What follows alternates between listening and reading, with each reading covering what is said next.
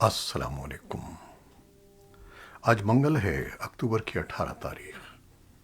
پاکستان میں اس وقت شام کے 7، بھارت میں 7:30، اور یہاں ہمارے اسٹوڈیوز کی گھڑیوں میں صبح کے 10 بج رہے ہیں۔ وائس آف امریکہ واشنگٹن کی اردو سروس سے میں ہوں خالد حمید، خبروں کے ایک بلیٹن کے ساتھ۔ امریکہ کو پاکستان کے وعدے پر اور اپنے جوہری اثاثے محفوظ رکھنے کی اس کی صلاحیت پر اعتماد ہے۔ یہ بیان ہے امریکی محکمہ خارجہ کا۔ امریکہ نے ہمیشہ ایک محفوظ اور خوشحال پاکستان کو امریکی مفادات کے لیے اہم سمجھا ہے، اور عمومی طور پر امریکہ پاکستان کے ساتھ اپنے طویل عرصے سے قائم تعاون کی قدر کرتا ہے۔ یہ بات امریکی محکمہ خارجہ کی ایک بریفنگ میں پرنسپل ڈپٹی ترجمان ویدانت پٹیل نے ایک صحافی کے سوال کا جواب دیتے ہوئے کہی۔ امریکی محکمہ خارجہ کی جانب سے یہ بیان ایسے موقع پر آیا ہے جب پاکستان نے صدر بائیڈن کے جوہری ہتھیاروں سے متعلق حالیہ بیان پر شدید تحفظات کا اظہار کیا ہے۔ صدر بائیڈن نے گزشتہ جمعرات کو لاس اینجلس میں ڈیموکریٹک کانگریشنل کمپین کمیٹی سے خطاب کرنے کے دوران چین کے دیگر ممالک بشمول بھارت، روس اور پاکستان کے ساتھ تبدیل ہوتے ہوئے روابط کا ذکر کرتے ہوئے کہا، پاکستان ایک خطرناک ملک ہے جس کے پاس ان کے بقول بغیر کسی ہم آہنگی کے جوہری ہتھیار ہیں۔ صدر بائیڈن کے بیان کے بعد پاکستان نے اسلام آباد میں تعینات امریکی سفیر ڈونلڈ بلوم کو دفتر خارجہ طلب کر کے ان سے امریکی صدر کے بیان پر وضاحت طلب کی تھی۔ غیر قانونی رقوم کی ترسیل اور دہشت گردی کی مالی معاونت روکنے کے لیے عالمی نگراں ادارے فائنینشل ایکشن ٹاسک فورس کا اجلاس اس ہفتے شروع ہو رہا ہے، جس میں دیگر امور کے علاوہ پاکستان کو FATF کی گرے لسٹ سے نکالنے یا نہ نکالنے کا فیصلہ کیا جائے گا۔ پاکستان کو جون سن 2018 میں FATF کی گرے لسٹ میں شامل کیا گیا تھا، جس کی وجہ سے ملک میں دہشت گردی کی مالی معاونت سے نمٹنے کے لیے نگرانی اور ضابطے کے نظام میں کمزوریاں تھیں۔ تاہم رواں سال جون میں ہونے والی آخری میٹنگ میں FATF کی رائے تھی کہ پاکستان نے اپنے 2 ایکشن پلانز پر عمل درآمد کافی حد تک مکمل کر لیا ہے۔ اس کے بعد FATF کی ٹیم نے اگست کے آخری ہفتے میں پاکستان کا دورہ کیا تھا اور اسٹیٹ بینک اور وزارت خزانہ سمیت پاکستان کے مالیاتی نظام سے متعلق حکام سے ملاقاتیں بھی کی تھیں، جس کے بعد ٹیم نے اس متعلقہ رپورٹس تیار کی، جسے 20 اکتوبر سے شروع ہونے والے پلینری میٹنگ میں رکھا جائے گا۔ تجزیہ کاروں کا کہنا ہے کہ اگر پاکستان گرے لسٹ سے نکل جاتا ہے تو یہ پاکستان میں غیر ملکی سرمایہ کاری کو راغب کرنے کا ایک ذریعہ بن سکے گا، جو برسوں سے تواتر کے ساتھ کم ہو رہی ہے۔ الیکشن کمیشن آف پاکستان نے 23 اکتوبر کو کراچی میں ہونے والے بلدیاتی انتخابات ایک بار پھر ملتوی کرنے کا اعلان کیا ہے۔ انتخابات ملتوی کرنے کا فیصلہ منگل کو الیکشن کمیشن کے اجلاس میں کیا گیا۔ اجلاس کے بعد جاری کیے جانے والے ایک بیان کے مطابق 15 دن کے بعد ہونے والے کمیشن کے اجلاس میں آئندہ بلدیاتی انتخابات کی تاریخ سے متعلق غور کیا جائے گا۔ الیکشن کمیشن نے سندھ حکومت سے کہا تھا کہ وہ 23 اکتوبر کو بلدیاتی انتخابات کے انعقاد کے لیے سیکیورٹی انتظامات کرے، جس پر سندھ حکومت نے موقف اختیار کیا کہ اس کے پاس سیلاب کی وجہ سے پولیس اہلکاروں کی کمی ہے۔ سندھ حکومت نے الیکشن کمیشن کو آگاہ کیا تھا کہ اس کو لگ بھگ 16,000 پولیس اہلکاروں کی کمی کا سامنا ہے، اس لیے بلدیاتی انتخابات 3 ماہ کے لیے ملتوی کیے جائیں۔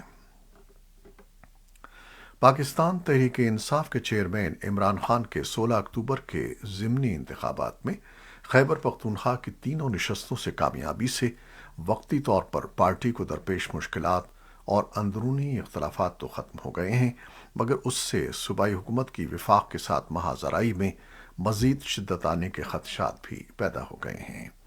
پچھلے کئی مہینوں سے خیبر پختونخوا اور وفاقی حکومت کے مابین وسائل کی ادائیگیوں پر اختلافات جاری ہیں، جس سے صوبے میں مالی اور معاشی بحران پیدا ہوا ہے۔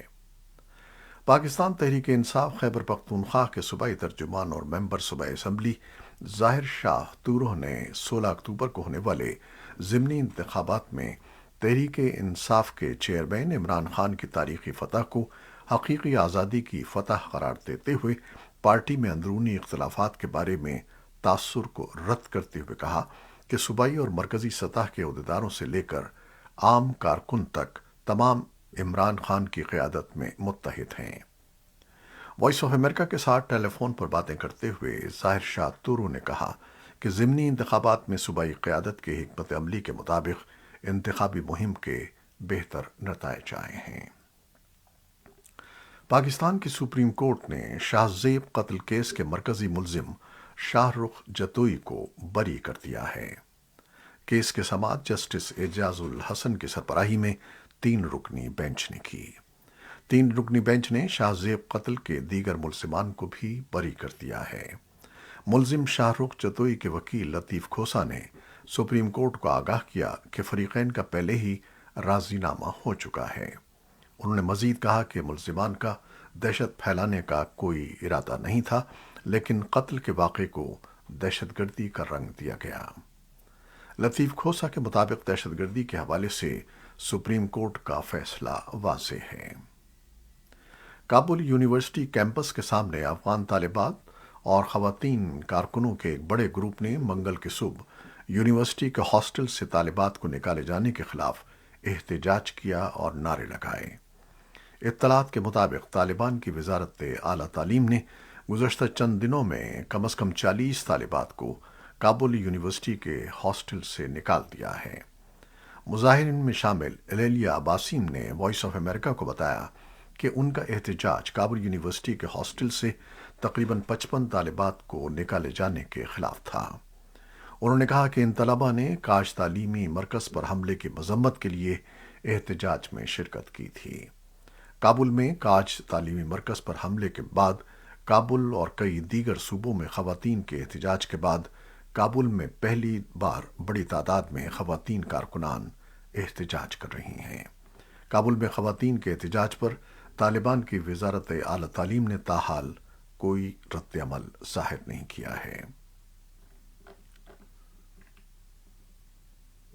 طالبان نے گزشتہ ماہ افغانستان کی وادی پنجشیر میں مزاحمتی جنگجوؤں کے خلاف کارروائی کے دوران 27 افراد کو گرفتار کیا، ان کو باندھا اور پھر گولی مار کر ہلاک کر دیا۔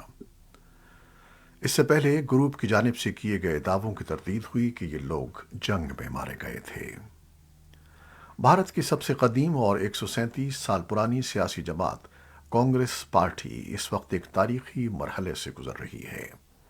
پارٹی میں 6ٹھی مرتبہ اس کے صدر کے انتخاب کے لیے ووٹنگ ہو چکی ہے۔ پیر کو ووٹ ڈالے گئے ہیں، بدھ کو ان کی گنتی ہوگی اور 24 برس کے بعد پارٹی کو غیر نہرو گاندھی خاندان کا صدر مل جائے گا۔ اس خاندان کا کوئی بھی شخص امیدوار نہیں ہے۔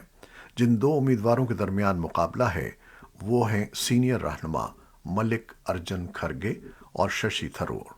کھرگے بزرگ سیاستدان اور راجیہ سبھا کے رکن ہیں۔ انہیں سونیا گاندھی کا وفادار مانا جاتا ہے، جبکہ ششی تھرور سیاستدانوں کی دوسری نسل سے تعلق رکھتے ہیں۔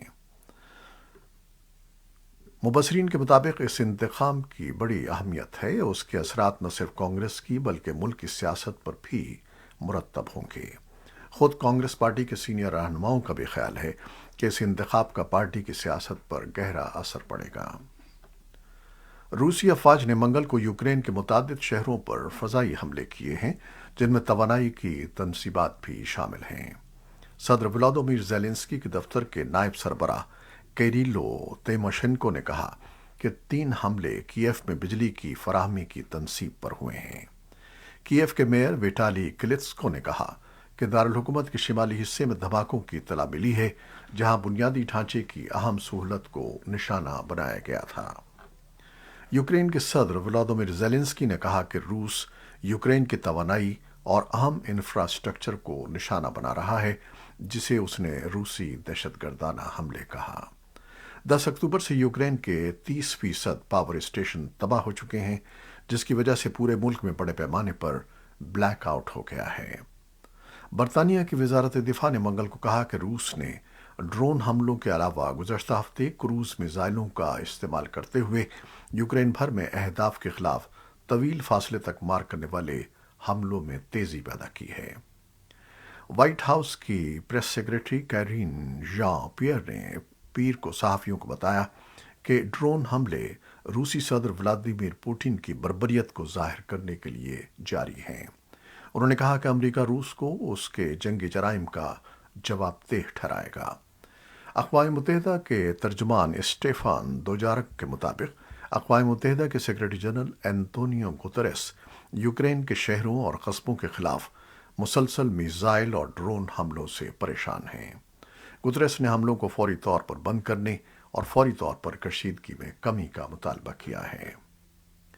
نیٹو نے شمال مغربی یورپ میں سالانہ جوہری مشقیں شروع کر دی ہیں۔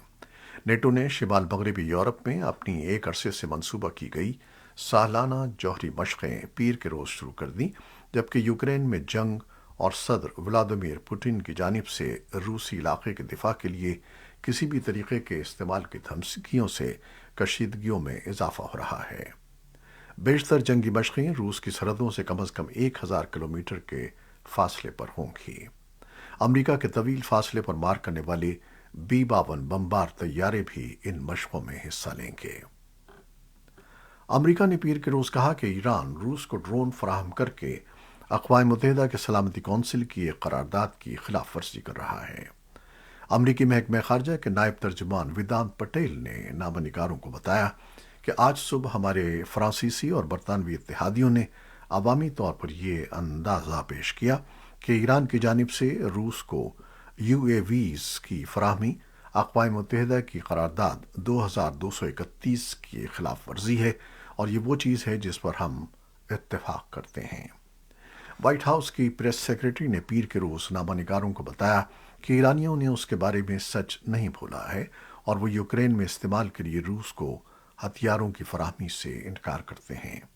انہوں نے کہا کہ امریکہ روس اور ایرانی اسلحے کی تجارت پر پابندیاں نافذ کرے گا اور ایران پر ان ہتھیاروں کی فروخت کو مشکل تر بنا دے گا۔